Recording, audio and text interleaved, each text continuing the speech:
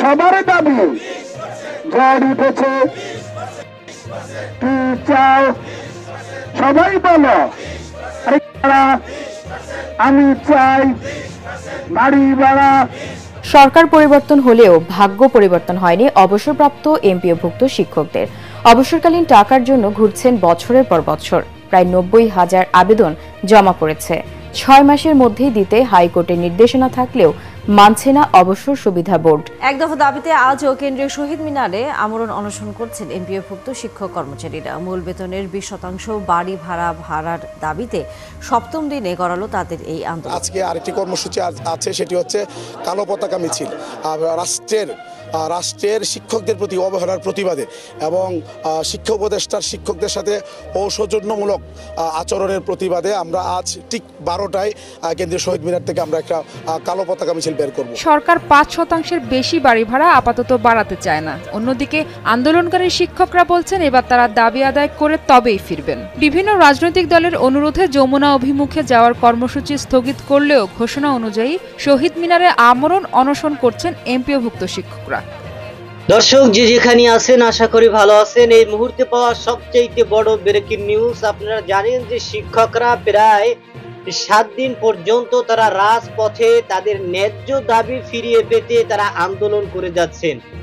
তাদের এই আন্দোলনকে ঘিরেই সামাজিক যোগাযোগের মাধ্যমে তুমুল আলোচনা এবং সমালোচনার ঝড় উঠেছে। দর্শক, এই শিক্ষকের যেই দাবি এবং তাদের যেই কর্মসূচি রয়েছে, তাদের সেই দাবি কিন্তু সঙ্গত এবং যুক্তি সম্পূর্ণ। সুতরাং অতি দ্রুত তাদের এই দাবি মেনে তাদেরকে নিরাপদভাবে বাড়িতে ফিরিয়ে দেওয়ার জন্যই কিন্তু বাংলাদেশের সর্বস্তরের জনগণ এর প্রতি দাবি জানিয়েছেন। দর্শক, ইতিমধ্যেই এই শিক্ষক এবং পুলিশের সাথে কিন্তু ভয়াবহ সংঘর্ষ হয়েছে এবং তাদেরকে লাঠি চার্জ করা হয়েছে এবং তাদের উপরে মারধর করার অনেক অভিযোগ ইতিমধ্যে উঠে এসেছে। দর্শক, ঘটনাস্থলে কি হয়েছে এবং এর পিছনে মূলত কারা দায়ী এবং এই শিক্ষকের উপরে যারা আঘাত করার আদেশ দিয়েছেন সেটা পুরো ভিডিওটা দেখলেই বুঝতে পারবেন। দর্শক, ভিডিওটা অত্যন্ত গুরুত্বপূর্ণ, তাই ধৈর্য ধরে একটি লাইক এবং পুরো ভিডিওটা শেষ পর্যন্ত দেখতে থাকুন। আমার যদি অর্থ যদি না থাকে, আমি কি তাহলে কি এরকম হবে যে আমি মুখে প্রমিস করলাম আজকে ওনাদেরকে চলে যাওয়ার জন্য, বললাম যে আমরা দেবো এবং পরবর্তীকালে আমরা দিতে পারলাম? এটা কি একটা ভালো হলো নাকি? খুব অনেস্টলি আমার যা আছে সেই বেসিসে আমি তাদেরকে আমার সীমাবদ্ধতা জানাচ্ছি। একই সাথে সাথে আমি এটাও বলছি যে আমি যথেষ্টভাবে চেষ্টা করব আমরা যাতে আরও 5% পরবর্তীকালে এবং সম্ভব হলে তার থেকে বেশি নেক্সট ইয়ার থেকে করা। আমরা আমাদের অর্থনৈতিক বাস্তবতার প্রেক্ষিতে যতটুকু সরকারের সম্ভব সেটা তাদেরকে জানিয়েছিলাম।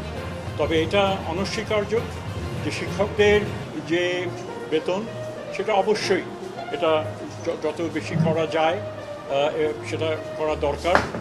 বিশেষ করে বর্তমান পর্যায়ে যেটা আছে তার থেকে মানে বড় রকমের একটা লম্ফন সেখানে দরকার এবং সেটাতে নীতিগতভাবে আমরা একমত যেটা করা দরকার।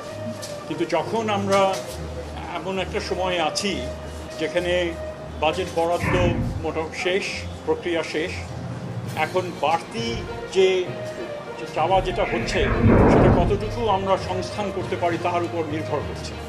তো কাজেই আমরা সেটা অর্থ মন্ত্রণালয়ে আমরা পাঠিয়েছিলাম এবং যখন এই রাস্তায় আন্দোলন এগুলোর প্রেক্ষিতে বেশ কয়েকবার যোগাযোগ হয়েছে, পরবর্তীকালে অর্থ মন্ত্রণালয় থেকে আমাদেরকে জানানো হলো যে তারা 1 নভেম্বর থেকে 5% হারে তারা সেটা দিতে পারবেন এবং যেটা হচ্ছে যে ন্যূনতম যেটা হতে পারে সেটা হচ্ছে যে 2000 টাকা সেটা থাকবে।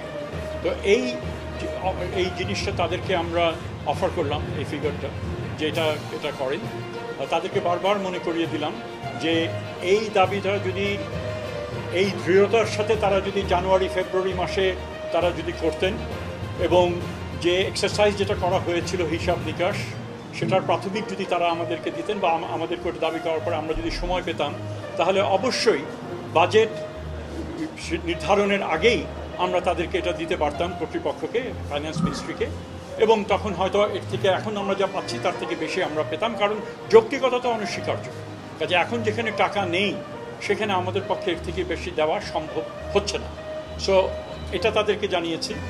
দ্বিতীয়ত আমি বাড়তি আরেকটা কথা যেটা বলেছি যে সামনের বছর বাজেটে যেন আরও কিছু শতাংশ বৃদ্ধি যদি করা যায় তাহলে আমরা সেটার জন্য আমরা সুপারিশ করব ইসের কাছে, ফাইন্যান্সকে বলবো যে আপনারা এখন পারছেন না ঠিক আছে, তবে সামনের বছরের জন্য আপনারা কমিট করেন যাতে আমরা যে এই দাবির যে যৌক্তিকতা সেটাকে আমরা স্বীকার করে নেওয়া হবে এবং তারাও ধৈর্য ধরবেন যে তারা তখন সেই পর্যন্ত তারা সেটা করবে।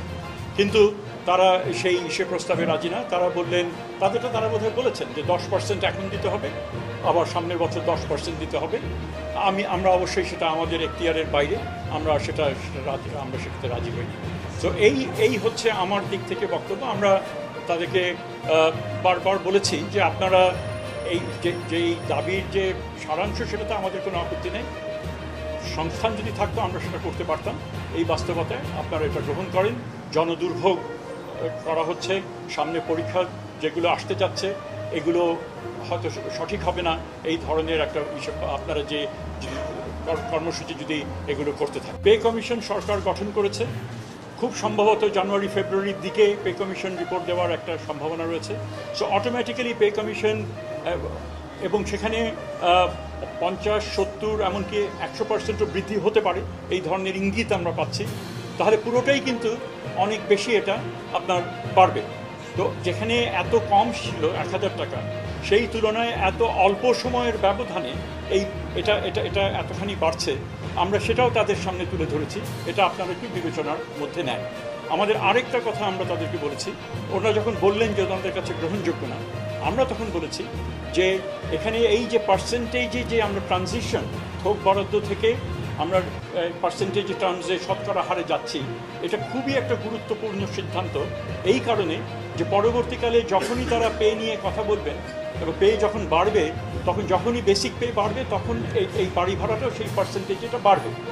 এখন ওনারা যদি এটা রিজেক্ট করেন এবং আমরা যদি এটা সামনের দিকে এগিয়ে না যাই, তাহলে কিন্তু পরবর্তী সরকার যদি আসেন এবং সেখানে যদি তারা যদি থোক বরাদ্দেই থাকতে চান, তাহলে তাদের খুব যে একটা গেইন হবে কি, এই প্রশ্নটা তাদেরকে আমরা রেখেছি। আমরা মনে করেছি যে একটা সুযোগ এসছে এটা বৃদ্ধি করার জন্য এবং সেই কারণে আমরা তাদেরকে বিশেষভাবে আবেদন জানিয়েছি যে আপনারা এটা গ্রহণ করেন। কিন্তু আমার মনে হয় যে আমাদের যেটা মনে হয় না তারা জানিয়েছেন এটা তাদের কাছে গ্রহণযোগ্য না, এটা এটুকু আমি বলছি। আরেকটা বিষয়, শিক্ষকরা হচ্ছে এদেশের এবং এদেশের মানুষের গুরুজন। তারা এদেশের মানুষকে মানুষ হিসেবে গড়ার কারিগর। সুতরাং তাদের বেতন নিয়ে, তাদের বাসা ভাড়া নিয়ে এবং তাদের জীবন ব্যবস্থা নিয়ে যদি তাদের টেনশন করতে হয়, তাহলে তারা মানুষকে কিভাবে মানুষ হিসেবে তৈরি করবে? সুতরাং তাদের যেই ন্যায্য দাবি সেটা সরকার ফিরিয়ে দিতে হবে এবং সেই ফিরিয়ে দেওয়ার জন্যই কিন্তু তারা আমরণ লড়াই এবং সংগ্রাম এবং রাজপথে আন্দোলন করবেন। দর্শক, এই আমরণ লড়াই এবং তাদের এই কর্মসূচি এবং তাদের এই আন্দোলন যাতে অল্পতেই সরকার এটাকে মাথায় নিয়ে এবং তাদের সেই ন্যায্য দাবি যাতে ফিরিয়ে দেয় এবং তাদের উপরে যে লাঠি চার্জ করা হয়েছে, তাদেরকে যেই নির্যাতন করা হয়েছে, অপদস্থ করা হয়েছে, এটা কিন্তু বাংলাদেশের সর্বস্তরের জনগণ এর প্রতি তীব্র নিন্দা জানিয়েছেন। কারণ তারা হচ্ছে শিক্ষক, তারা হচ্ছে ওস্তাদ গুরুজন। সুতরাং তারা কিন্তু বাধ্য হয়ে তাদের যে বেতন, সেই বেতন দিয়ে তাদের পরিবার, তাদের সংসার, তাদের সন্তান এবং তাদের খাবার দাবার, তাদের বাসা ব্যবস্থাপনা, এগুলো কিন্তু তারা একেবারেই হিমশিম খেয়ে যাচ্ছে। সুতরাং তারা কিন্তু এক পর্যায়ে বাধ্য হয়েই এই রাজপথে আন্দোলনের জন্য নেমে পড়েছে। দর্শক, এই শিক্ষকদের অতি দ্রুত তাদের দাবি মেনে এরপরে তাদের যে ন্যায্য দাবি, তাদের যে 3 দফা দাবি রয়েছে সেটা পরিপূর্ণভাবে মেনে তাদের বাসা এবং তাদের বেতন এটা 20% করে তাদেরকে যেন একটা সুন্দর ব্যবস্থা করে দেওয়া হয়, এটা বাংলাদেশের সর্বস্তরের জনগণের দাবি। দর্শক, এই বিষয়ে আপনার কি মতামত সেটা আমাদের কমেন্ট সেকশনে জানাতে পারেন। আজ এ পর্যন্তই। সুস্থ থাকবেন, ভালো থাকবেন। দেখা হবে আগামী কোনো ভিডিওতে, কথা হবে নতুন কোনো বিষয় নিয়ে। সে পর্যন্ত ভালো থাকবেন। খোদা হাফেজ।